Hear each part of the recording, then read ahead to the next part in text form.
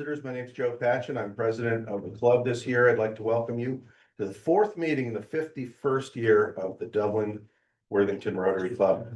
And Pete Barnhart will please lead us in the invocation and the pledge. Let us pray. As each of us pray to our individual higher being, let us each pause to give thanks for the recent success in bringing peace to the world and its attempts. This last weekend was part of that. We saw our European Union partners gather at the White House. Other things are happening. We hope for peace throughout the world. As we move forward into a new Rotary year, let us follow our leaders in Rotary International and our districts. Thanks for the food prepared today and those that prepared it. Give thanks. Amen. Amen. I pledge allegiance to the flag of the United States of America, and to the republic for which it stands, one nation under God, indivisible, liberty and justice for all. Thank you, Pete. And now Emily Biondo will introduce our visitors and guests.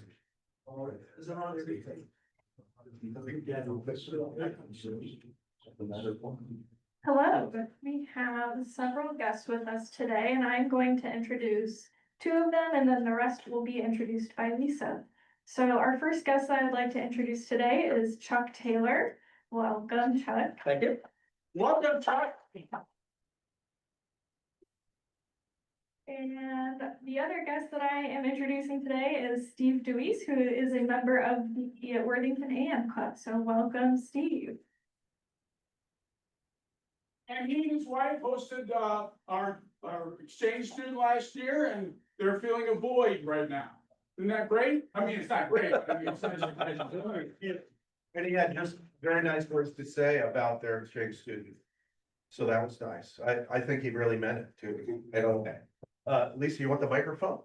No, I can do it. Okay. So I have a contingency here from Boundless as well as from Open Circle Society, and I'll talk about that just a second. But we have Jameson, he's with the Open Circle Society, Dominique O'Baven, who handles marketing marketing for philanthropy, I suppose. And then Cassidy handles volunteering and outreach, and of course, our speaker today was Anthony Cooper. Thank you, Lisa. And now, announcements, please. And I know one of our visitors is going to have an announcement. So if you have an announcement, come on up forward. While we're at that, I'll just say, I know we have an event coming up at the Family Mentor Foundation, which is full. So the event really becomes, unless you've already signed up for that, come to the raw afterwards. You've seen that information. I've sent it around already. Steve, here you go. Where is it again? It's at the Shaker House on East Wilson Bridge. And it starts about?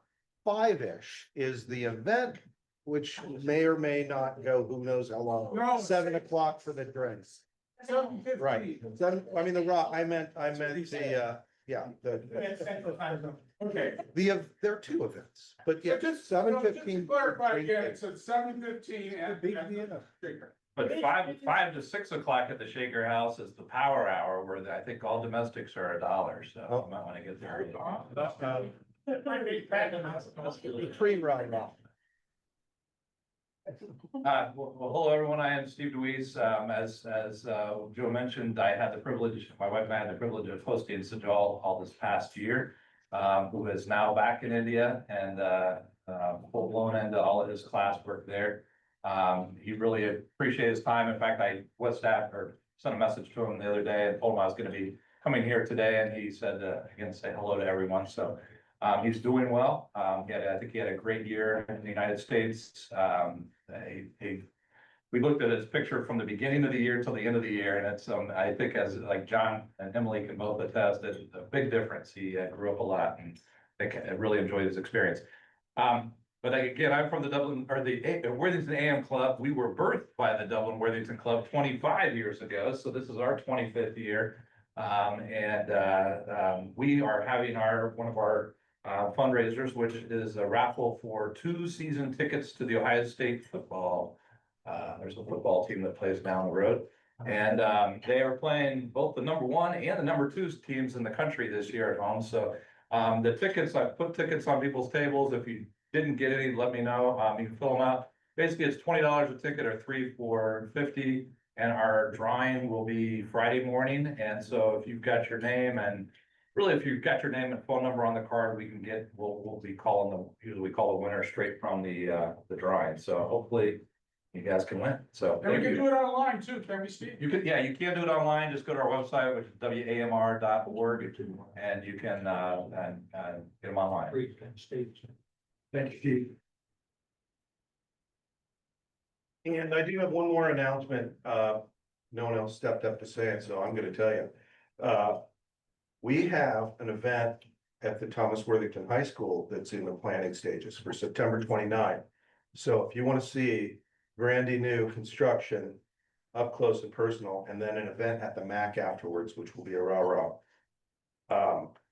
Plan for it, okay? And that's on the club's calendar on our website. And thank you. John is echoing my thoughts more precisely than my own thoughts. If that's impressive. Thank you. Gary.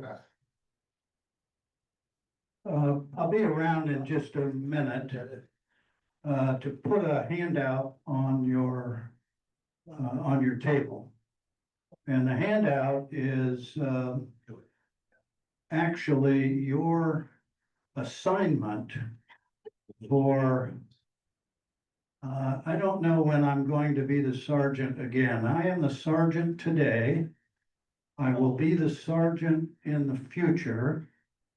And so you have until I'm the sergeant again to carry out your assignment. And your assignment is to bring a guest, at least one guest in that period of time, and to bring in a new member. We always say membership is the job of everybody. I'm going to give you that assignment. I am not on the membership committee, and I won't be on the membership committee because they don't like me. But this will give you a little help. So it's a reminder, and carry out your assignment, or I may just lift the maximum fine for the next time that I'm the sergeant.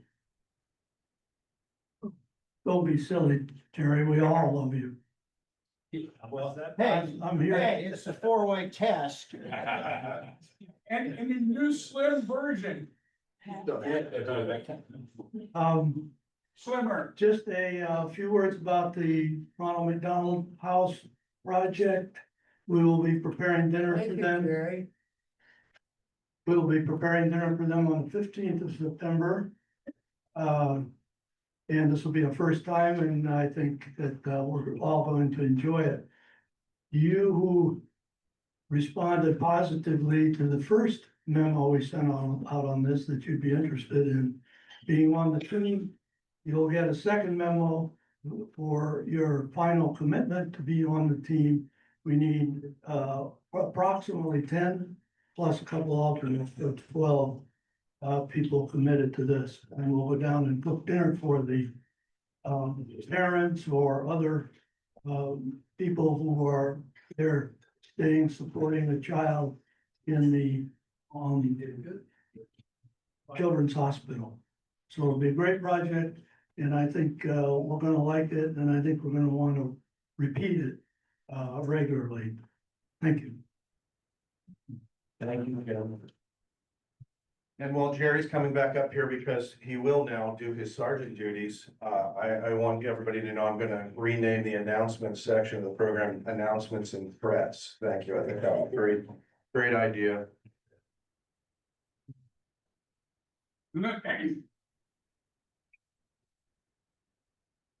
Darnell, where are you going? Get coffee? Or well, the bucket too. yeah, you're gonna get the bucket. He's Darnell needs to get used to travel. Here, you got the bucket. Yeah, sure, guys. Good travel. You can prime it. Okay, happy dollars. Who's got some happy dollars? Yes, Alan. Well, I've got a happy dollar for some happy news. Some of you know Cindy Wentz, the wife of a former member, Bill Wentz. And Cindy was seriously hospitalized okay, thank you. Cindy Wentz was hospitalized about a week ago, very seriously, and she's recovering. She's out of ICU and so forth, and that's the good news.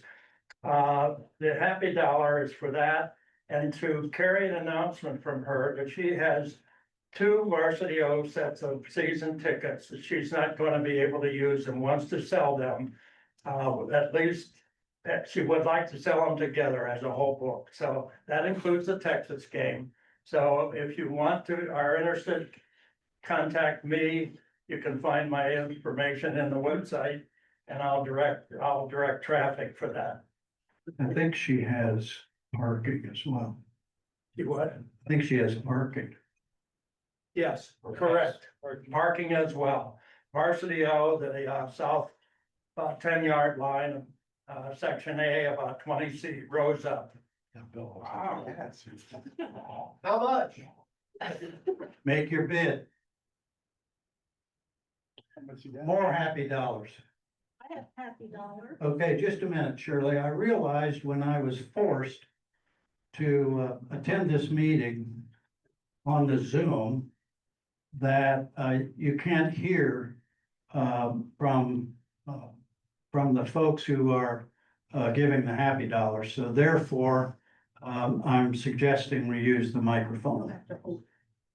Okay, I don't know if you'll be happy about this, but my granddaughter went yesterday to the University of Texas. She was going to be a Longhorn and be on the crew team. So 2,000 miles from where she grew up in a little quaint New England town. She's going to be in Austin, Texas. So I'm trying not to worry. I'm happy for her. Yeah, we're happy for it too. Yeah, everybody else. Here. Here. Everybody wants her to. Yeah, I'm happy after almost a year on the market, I sold my boat this week. Second happiest day for a vote on it. More happy dollars.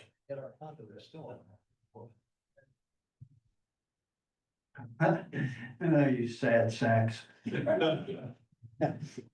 I'm happy to announce that in my very first season in a bocce ball league, we are going to the championships tonight. I'm also glad to announce that our star player will not be there tonight, so everyone will expect us to lose, which is good news for me because everybody on our team, except this guy, is a scrub. So pressure's off. That's $2. Okay, any more happy dollars? Okay, I know that took a long time, so we'll just make this awful short. On this date and way back in 1888, I found this very fascinating. There was an epic first round men's singles match. Okay, so we're playing tennis. You got it?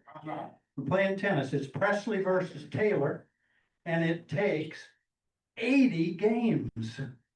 80 games. Can you imagine that? Those guys had to be very tired.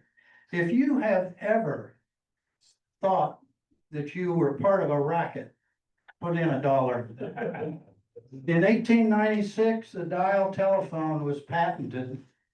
If you've ever called out to anybody or anything, put in $1. In 1900, Great Britain beats France in cricket. It's the only time that that was played in the Olympic Games. Great Britain beat France by 158 runs. Wow. there's something I could do with runs, but we're not going to. In 1920, the American Professional Football Association was formed. Jim Thorpe was the president. It turned out to be the NFL. If you've ever watched a football game, put in $1. Today's national days. Today is Bacon Lovers Day. So if you've ever stripped, put in $1. Today is Chocolate Pecan Pie Day. If you've ever thought anybody was nuts, put in $1. And today is Radio Day. We've tuned you out. Right on cue, dial up your bucks. All right, now just a minute, because I forgot my joke. And I know it's not me without a joke. This is better than normal. It's good that you were hospitalized and could think about this.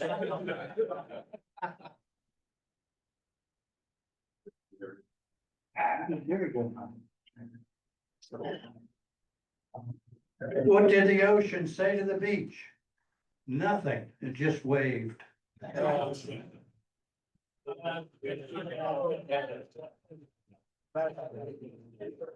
it's not.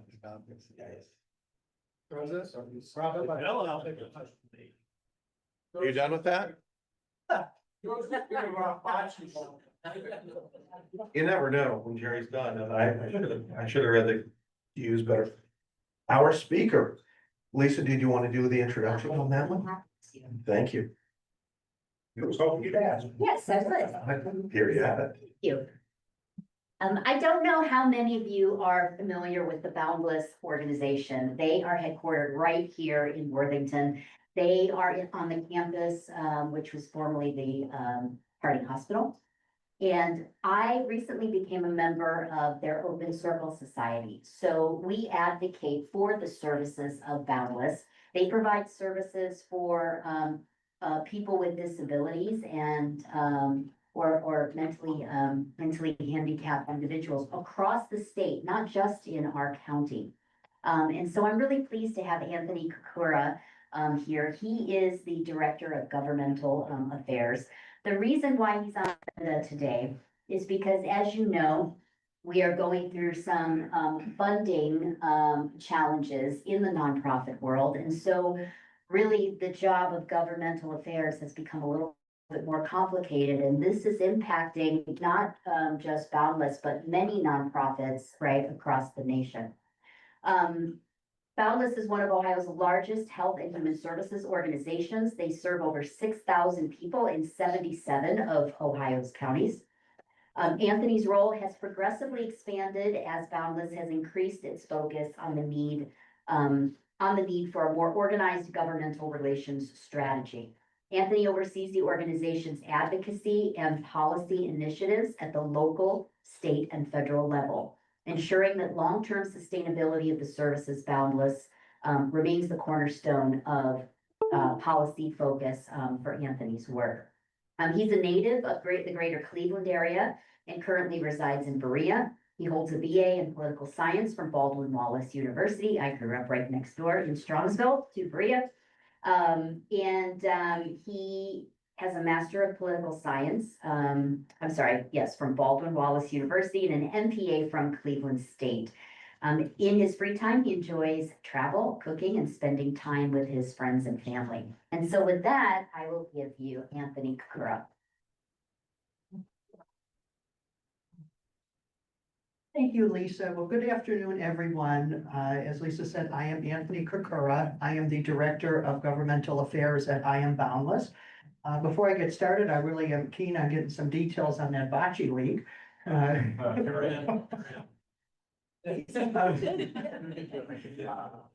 Give you a real quick story on that. When I was in third grade, we had culture day at school, and you went to each room and you learned about a different country, and you had a food and there was an activity. My family is Sicilian, so the Italy room, the activity was bocce ball. And I was about 9 years old, and I really felt to myself that I needed to win bocce ball that day. That was really important. never played it before, but knew there was something important. So I did, I went there, I threw one toss and I beat the whole class and I was able to go home and tell my parents, really rode high on that one for a while. So the testament to skill there. So as Lisa mentioned, this is a really unique time to be engaged in governmental affairs work. It's been a very active year, not just at the state level, but the federal level as well. Boundless, at our size, we are the largest organization that does what we do within Ohio. So the perspective that we kind of bring to the table in this area is pretty unique. We do focus most of our attention right now at the state level, but we have really made a point to engage, especially this year, at the local and federal level as well. So a little bit more about I Am Boundless. As Lisa mentioned, we are based right here in Worthington. We are a 501c3 nonprofit organization. We are one of the top five largest health and human services organizations based in Ohio. We provide services to nearly 7,000 individuals in 77 of Ohio's counties. We are primarily Medicaid funded. About 88% of our annual budget comes from Medicaid reimbursement in some way, shape, or form. We are really seen in our field as an innovator in our space, and there's really a couple reasons for that. One is, as I listed here, just the vast array of different service lines that we provide. But two of the most unique aspects of the work we do is on the developmental disability side, we work with adults and children. It's very uncommon that an organization provides services really from a child's youngest years, really to end of life care as well. And then we also have a fairly large behavioral health care operation. It's also really unique for an organization to do developmental disability care and behavioral health care in the same space. A lot of the behavioral health care we provide is highly specialized to the population that we serve, but it also kind of runs as an independent operation as well. I have pictured there, that is our health center located at our main campus. And underneath that, I have, that is our mission statement as an organization, which is building a world that realizes the boundless potential of all people. So just a little bit more about our government relations team at Boundless. Government relations is housed in the strategy department. That is overseen by Jennifer Ria, who is our chief strategy officer. She's pictured with me in that top left photo there. Outside of governmental relations, strategy also houses mergers and acquisitions, which is led by Karen Carloni, who is in the bottom left image there. And then marketing and communications, which is led by Renee Stein. She is over on the right in the, for this picture on the right there. Department really formed officially in January of last year. Where it really came about is just a little history on myself. I joined the organization through a merger with Koinonia Homes. That was where I used to work, which was the largest provider of developmental disability services up in Cleveland and Cuyahoga County. We merged with Boundless in October of 2023. One of the things that Koinonia had started since I began working there in August of 21 was we really kind of defined a state government relations strategy. And that was in response to the fact that coming out of COVID, there was a very well understood fact in our industry that we needed to be better engaged in the policy process. We were really caught, flat-footed as COVID came through, and trying to respond to the amount of policy that came through in that time, was just a great challenge that we were really never able to catch up on. As the organizations came together throughout the later part of 2023 and into 24, it was really an opportunity to look at the work we had started at Koinonia and expand that to the whole organization. So last year was really the foundational work of just our government relations approach. What does it look like? What is the scope? What type of work are we engaged in? Really just kind of building out what we'd like to see for the future. In addition to myself, she was unable to be here today as she is currently not feeling well. I have a government affairs intern, Haley Weaver, who just assists me with a lot of the kind of day-to-day tasks of just the work that we're involved in. So here I have just a slide of why are we doing this work? I think that is always just the big question. And I think I touched on that a little bit before. But as an organization that is so reliant on government dollars, it is really critical to be involved in this process. When 88% of your budget is Medicaid reimbursement, If you are not in the room, then they are not thinking about you. Historically, this is an industry that really has not been engaged in this process, very well at all. It was kind of just the general belief that, we will get involved when we absolutely have to be. But other than that, we're kind of going to step away and kind of be in the background, and we will just make do with what we have. COVID, I think, really made it clear to many across this industry that that is not the way we can do things any longer. If we are not engaged in the process, we are going to be pushed to the wayside and we're just going to be forgotten about.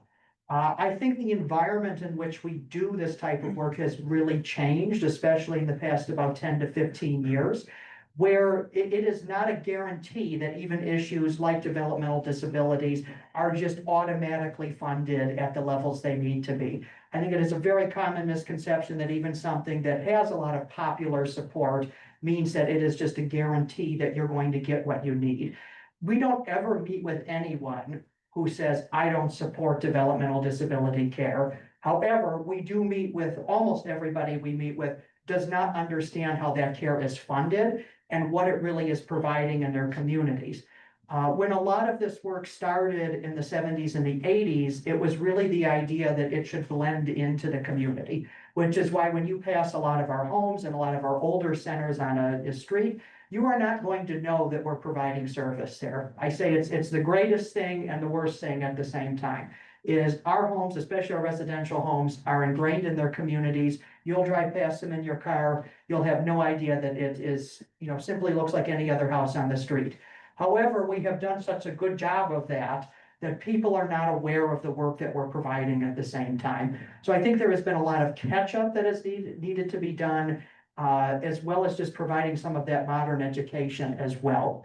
I have a quote there that I use a lot. It says, if you're not at the table, then you're on the menu. That is really kind of the whole, shebang there. If you're not in the room, then who is advocating for you? When we're at the State House, we are one of thousands of organizations and entities that are trying to get the attention of legislators, same thing at the federal level. If they don't see us in the room, if we're not even there, if we're not even in the building, then they are going to give their attention to everybody else who's there instead. So that is really kind of the core of the, really answering the question of why are we doing this?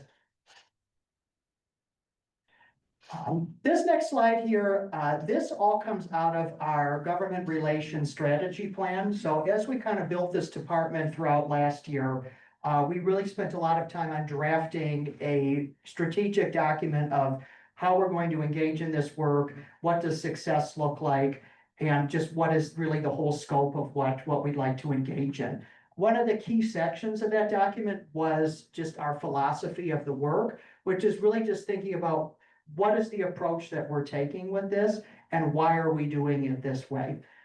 So everything I've included here comes directly from that section. And first and foremost, Boundless at its core is a mission-driven, service-minded nonprofit organization.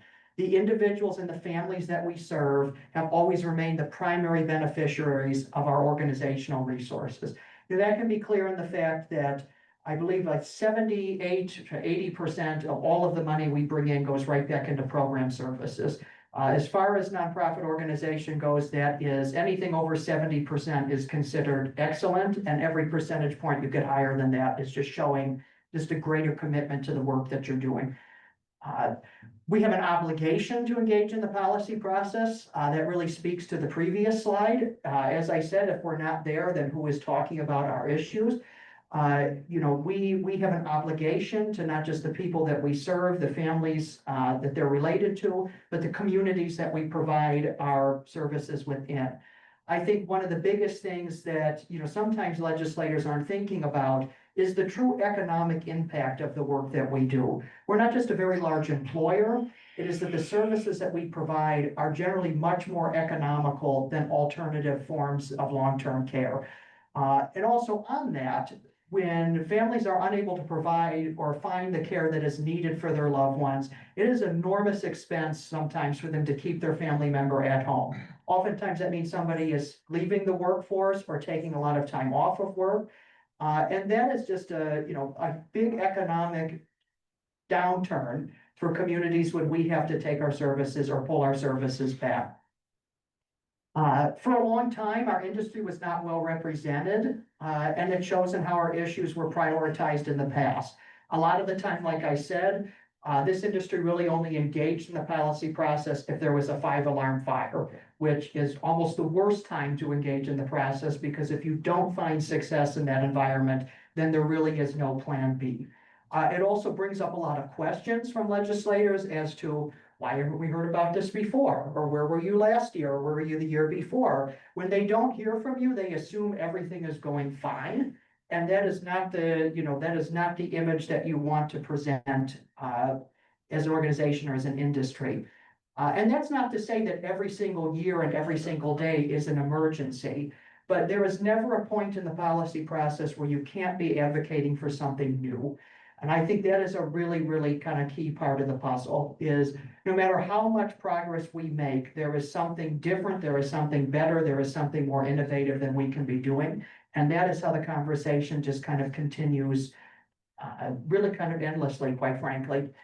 I have, as Boundless continues to grow, strategic engagement with policy and decision makers is vital to ensuring the complex services we provide are properly understood. That one, I couldn't underline enough times, the amount of times we meet with people who really have very little understanding of the work we provide is pretty typical. But we expect that. And it kind of goes back to the previous point. When we did not have a lot of engagement in this space, it makes sense that there are a lot of leaders out there that don't have a lot of knowledge of what we do. Oftentimes when we meet with someone, it's the first time that they have met with anybody who does a service or provides a services like we do. So we're really kind of starting from, the ground level. Occasionally, we do have someone that might have a background in something adjacent, whether it's mental health, substance use disorder, other forms of long-term care. But developmental disability care specifically is just really different than any other type of long-term care that's being provided. Oftentimes because it is really all of life care. For some of our individuals, it is something that starts as soon as they turn 18 and they live with us for the rest of their lives.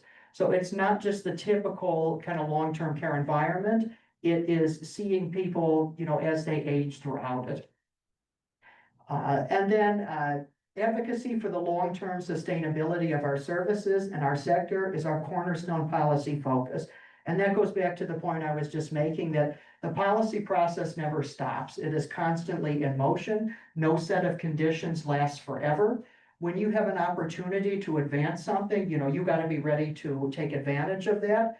As sometimes it might be gone in a month, it could be gone in a week. When the door is open, you got to run through. And if you are not engaged or not aware that the door is open, it's going to close, and who knows when the opportunity is going to come again. So there is always opportunities for us to be pushing forward and finding opportunities to, advance and innovate in the work that we do. Another great quote I have here is, if they don't give you a seat at the table, bring a folding chair. And oftentimes, we're pretty scrappy at what we do. So I feel like I might carry one in my back pocket. So it's so just to give you an idea of what we've been up to this year, these are just some of our policy goals and accomplishments for 2025. Since the beginning of this year, we have met with over 70 elected officials, and that is over the local, state, and federal level. At the local level, our main goal for this year has been relationship building with local officials in the major cities that we provide services in. So at the moment, that is Cleveland and Cuyahoga County, Columbus and Franklin County, Lucas County and Toledo, and Montgomery County and Dayton. Akron and Summit County is one that we've started to do some engagement with as well. And then obviously Hamilton County is the big one that's kind of missing from that list. At the moment, it's one of the few population centers of the state we don't have a lot of operations in currently, but it is really a big goal of the organization to see our services expand into that region. So we have begun kind of some groundwork with city and county officials in Hamilton County as we expect to kind of move into that area. At the state level, 2025 was an operating budget year for Ohio. So for those of you who don't know, operating budget in Ohio is something that's done every other year. So the state passes an operating budget that lasts for a 2-year fiscal year period that starts July 1st of the year the budget is passed and then goes for 2 years after that. So the budget that was passed for 2025 went into effect July 1st of this year, and that'll be what the state operates on until July 1st of 2027. We were very involved in the operating budget process, as that is really the main document that sets the rates for services that we provide. The General Assembly, and this is true for many states that do this work, is generally the sole organ that decides what your rates for services are for developmental disability and behavioral health care in the Medicaid space. The previous operating budget, the one that passed in 2023, we were really successful in getting the legislature to give us a pretty historic increase, particularly for our frontline service workers. Like everybody else, we had enormous workforce challenges leading up to COVID, and COVID just really put it all out into the open. Our frontline service workers, on average, prior to COVID-19, were making about $10.50 an hour. The state was paying about $9 and change in reimbursement. So if you can imagine, most organizations, to retain staff, even before the pandemic, were losing money on, just keeping the workforce where it was at. As an organization through COVID, we had to go from $10.50 to about $15 an hour in less than a 2-year period. Within that entire time, the state had not adjusted the rates for service. There was a small emergency adjustment in the budget that passed in 2021 as an amendment, but it was not even sufficient to get us to that $15 level. So we went into the budget in 2023 really making the argument that we could not even keep up with places like Walmart, McDonald's, Target, fast food, and the big box stores. And that is mainly because it is the state that determines what that rate for service is. We left that budget in 2023 with a rate that allowed us to pay our staff on average between $16 and $18 an hour. That has been enormously beneficial in terms of recruitment and retention at that level. And as we went into this budget, our main goal was making sure that we maintained those rates. We were able to report back to the legislature that the investment they made in the previous budget produced the results that we said it was going to. And to be able to go back and do that is not only somewhat rare, but it really created a positive environment in what has been a challenging legislative year.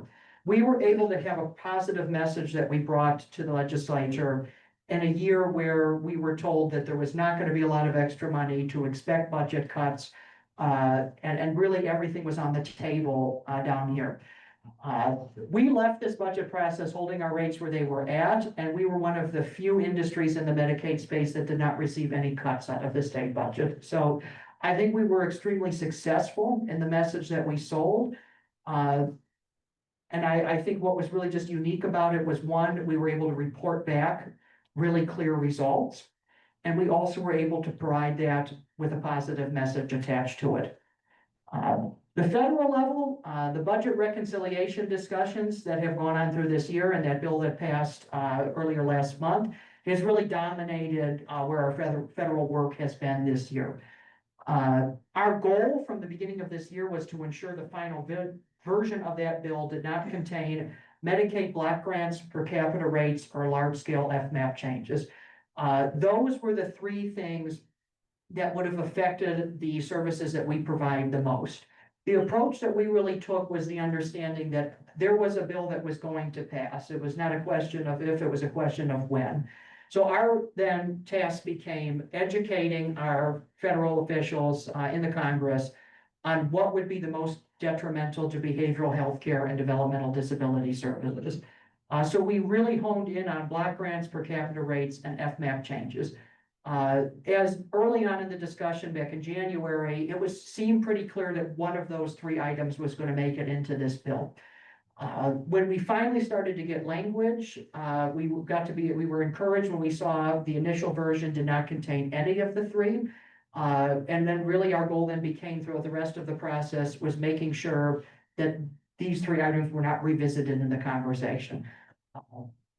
The final version of the bill that passed did not contain any of those large-scale changes, which, we were pretty relieved with. But I think what I want to make a point with that too is tailoring your message to the environment you're in is really, really key to success.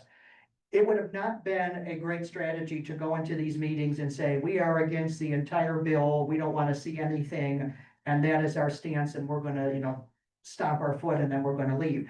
It's not a realistic way to look at it. You have to look at what is likely to happen and how can you influence the process to the best of your ability. It was a better use of our time to look at that bill and say, what is going to be most detrimental to what we do? And we should focus our attention in that area.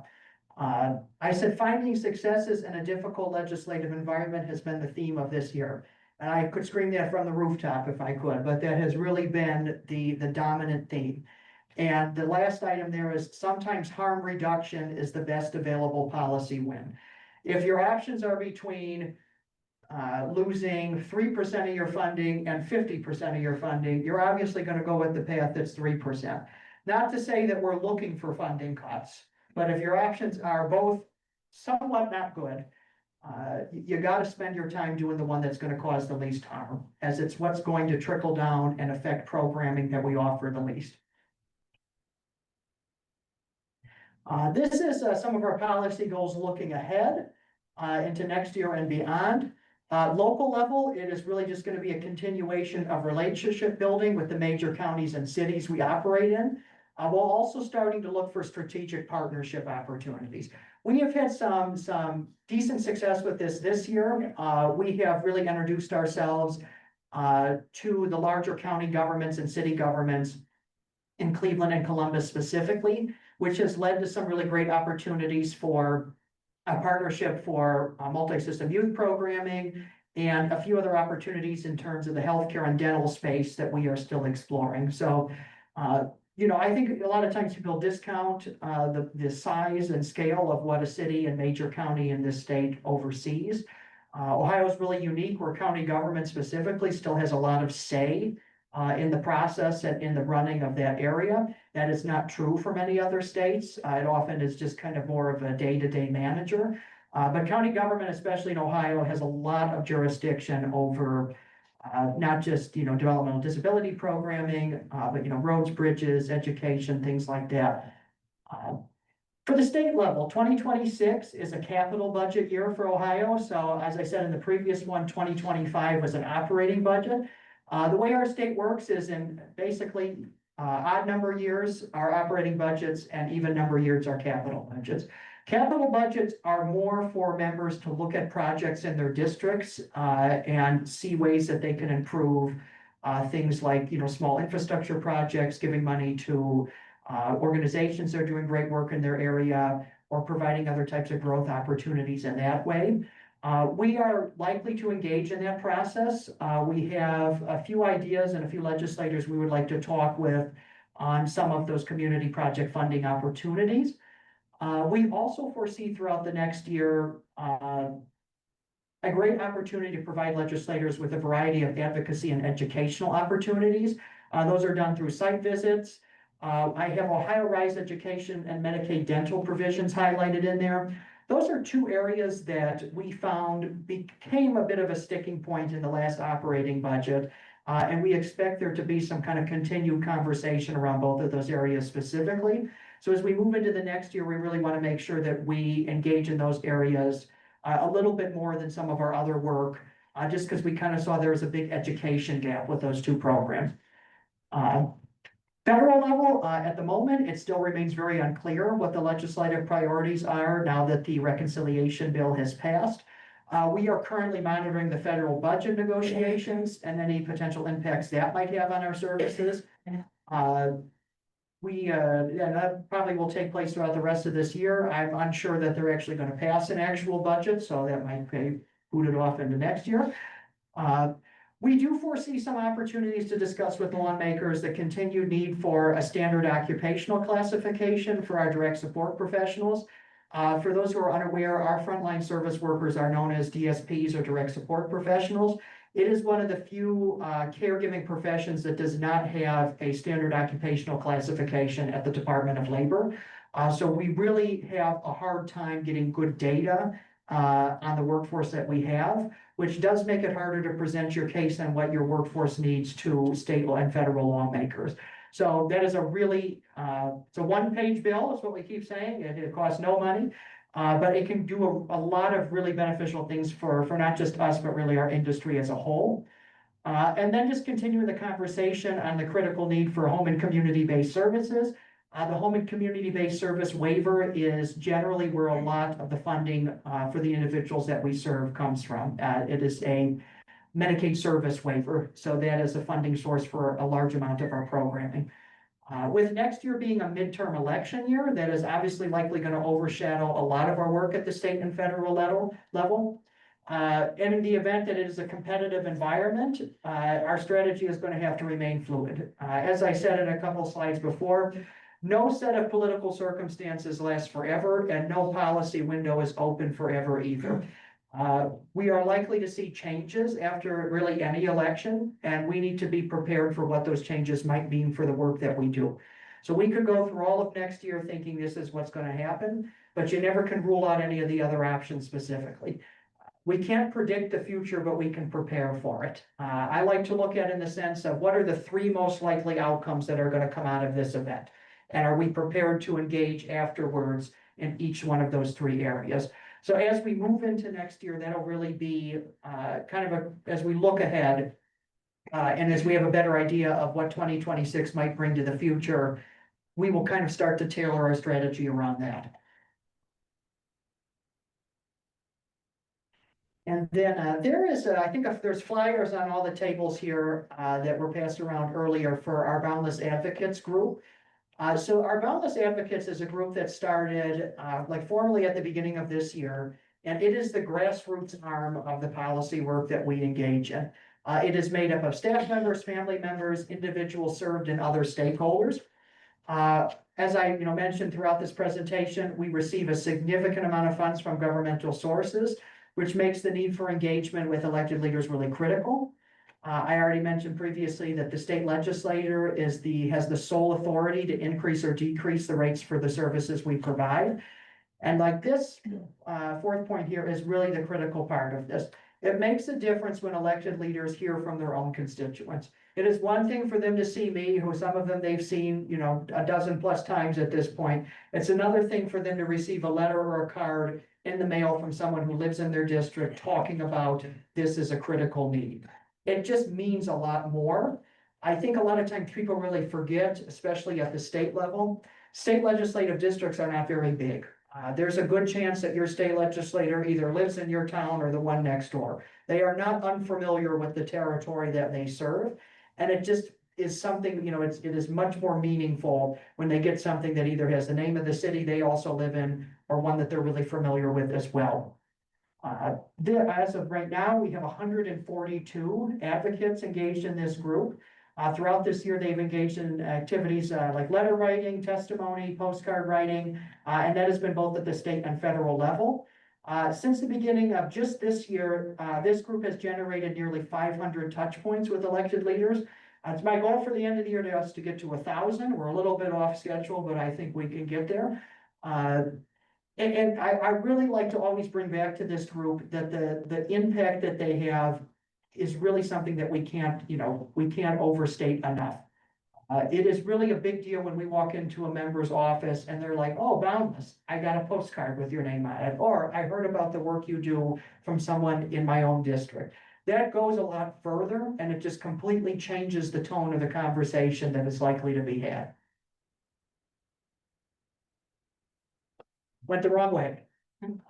For this one, I'm going to turn this over to my two colleagues here.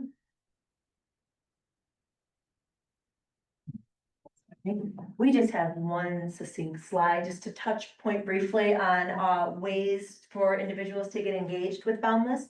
I'm Dominique LeBaben, Director of Corporate and Foundation Relations for Boundless. So I engage with community members and with the mission of Boundless and getting people involved. So Anthony mentioned a lot about how our budget's impacted through reimbursement rates of Medicaid, and that truly locks in what we're able to do with our budget and how we can best serve our individuals. And typically that goes towards staffing, basic programmatic needs, and infrastructure. But what you don't see are what makes our programs unique and special. Anthony mentioned a lot about sustainability, innovation, and long-term care. Boundless isn't going anywhere, we hope. We're planning on not going anywhere, but we do want to make sure that we continue to grow and grow with the people that we serve in the spaces that they are, and doing that through innovation. So it's truly philanthropic dollars that allow us to do those things. It's giving us the ability to provide customizable, specialized care to each individual, so that we're not telling each individual, here's the box that we place for this program, you need to fit in this. It's let's build the box together and see how we can continue to shape and shift that box so it can grow with you as you continue to grow through our services. So philanthropic support truly allows us to cater each program that we have to fit the specialized need of each individual. And unfortunately, Medicaid dollars do not allow us to do that. Sure, they allow us to keep the lights on, which is extremely important, but it's the quality of service that really the philanthropic dollars go to fuel. So we always invite and welcome folks to have that conversation with us, especially if you're looking for a nonprofit to get involved with through your philanthropic dollars. Other ways that you can get involved, though, are through volunteerism, which I know we have a room full of volunteers in here. So Cassidy is going to talk briefly about how we provide that as well. Hi, I'm Cassidy Parks. I'm the Volunteer Services Manager at I Am Boundless. And I work with all kinds of volunteers, so different types of volunteering. I work with groups who do indirect support. So we found before COVID that individual-based volunteering wasn't sustainable. There was a lot of background checks and certifications and trainings you had to go through to work with the clients that we serve. So we found indirect support seemed a lot easier for our volunteers as well. So the types of programs that we support and different types of volunteer opportunities, wide range. You can either do grounds landscaping, there's cleaning and organizing, helping our staff essentially taking things off their plate so that they can be their 100% self and don't have to worry about the little things that we can take off their plates. So I support our programs in volunteering and I work with folks in the community. The next slide is, you may have a flurry of questions, so we'll leave it to Anthony, but if you have anything about philanthropy or volunteerism, Cassidy and I are also here to support them.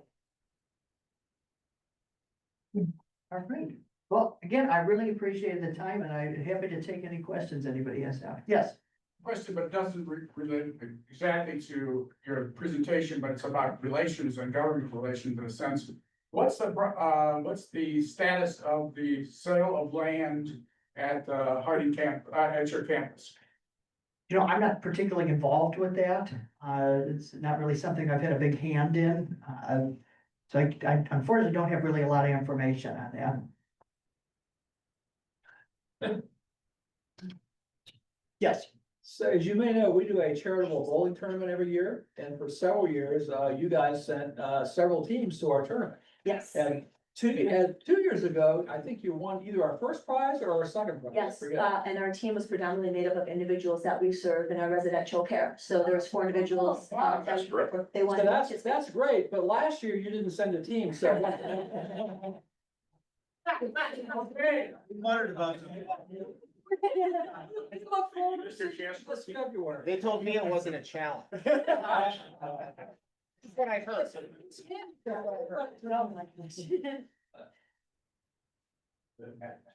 Yes. How much has your Medicaid reimbursement been cut? So this year, we have been held. The question. He said, how much this year has the reimbursement rate for Medicaid been cut? So at the state level, as I mentioned, our rates have been held where it's steady. So at the moment, we got a flat increase. Where we're still trying to assess is what does the federal bill really mean for our funding? With the analysis that we've ran, we expect about 98% of our programming is going to remain unaffected. And then there's 2% in there that we feel could be subject to some of the cuts.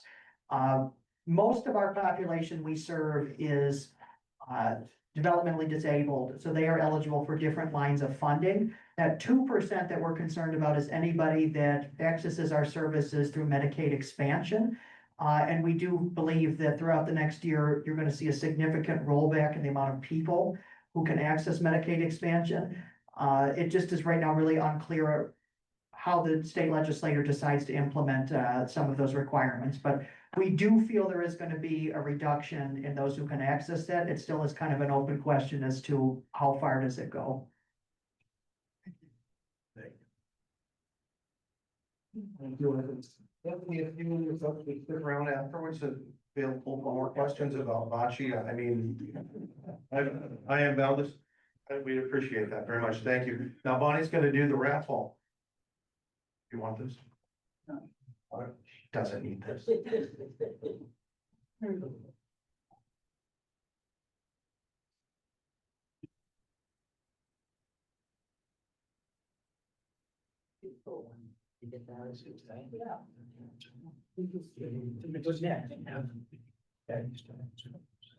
It's a white ticket.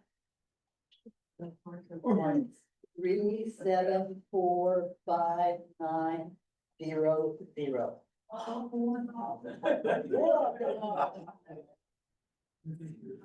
Steve, you got it? Yep. Oh, Steve got it, great. Joe wanted it ours, so. I warned Steve,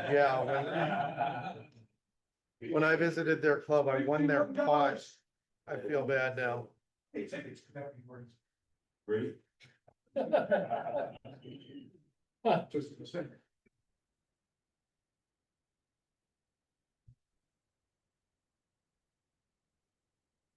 I'm still in the drawing. How about if you pull one? I'd be happy to.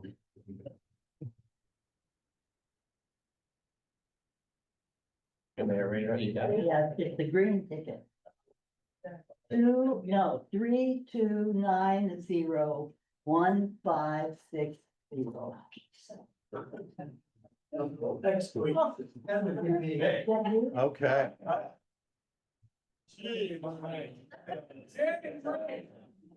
All right, we draw for the ace of spades now. My doctors will be happy. 507. $507 or $5.07. 507 still. Not a winner.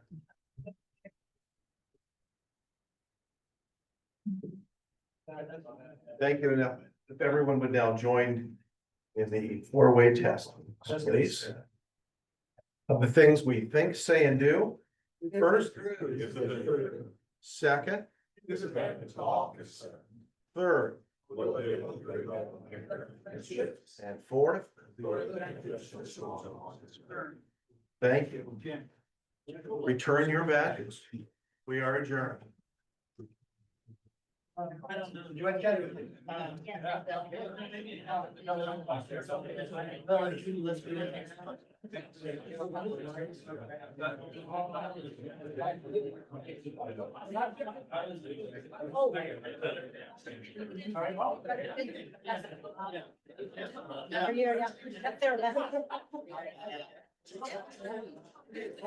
I'm gonna just keep it free. How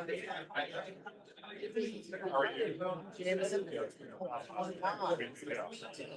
Yeah.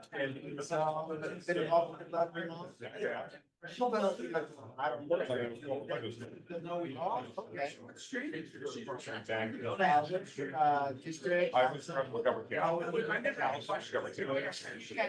My wife. Yeah.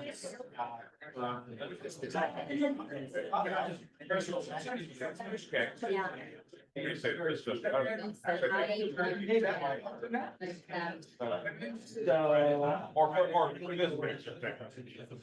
in the Worthington part. Yeah, so we live, 2 blocks back. Yeah. And those, lines, I think are right around here. You can be a big company. Yeah, that's.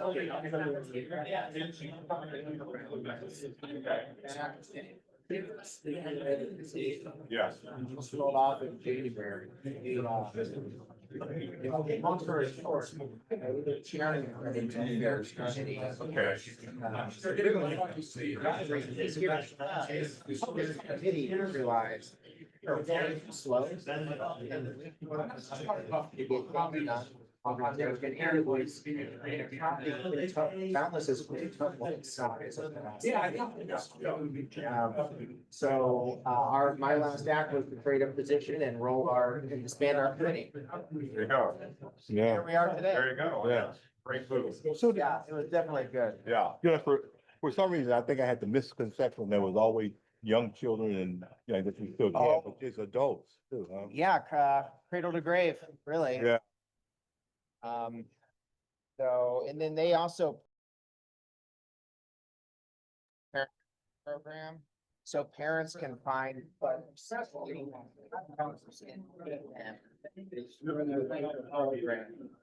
Provide care. That's actually how I got involved. That was my job in college. Oh, okay. I did that. Well, so long as, so, you know, more well known than Baptist, but probably half size. Yeah. Great. And large organization. Oh, yeah, large and growing. Yep. It's not always better, but, you can get a lot of it done, especially downtown. Downtown at the State House, when you cover 77 cities.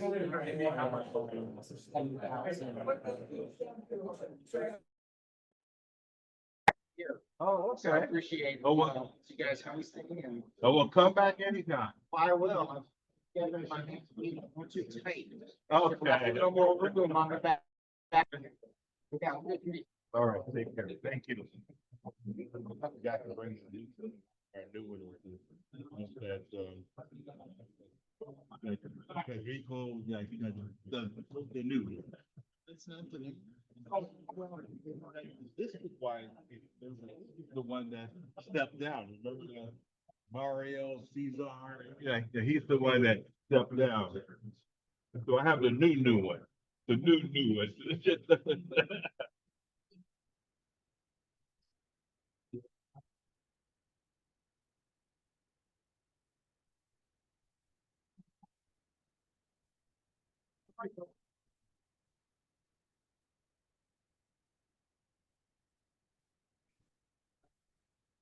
Right. Yeah, I remember that.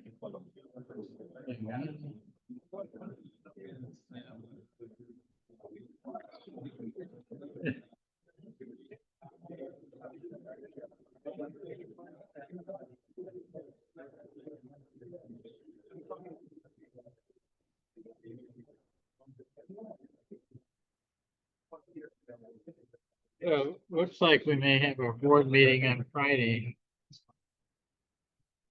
rather than Thursday.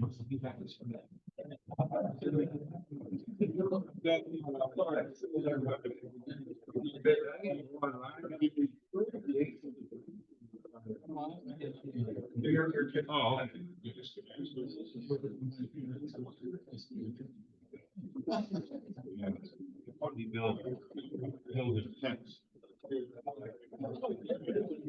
Oh, is he the text guy? Okay, so I should.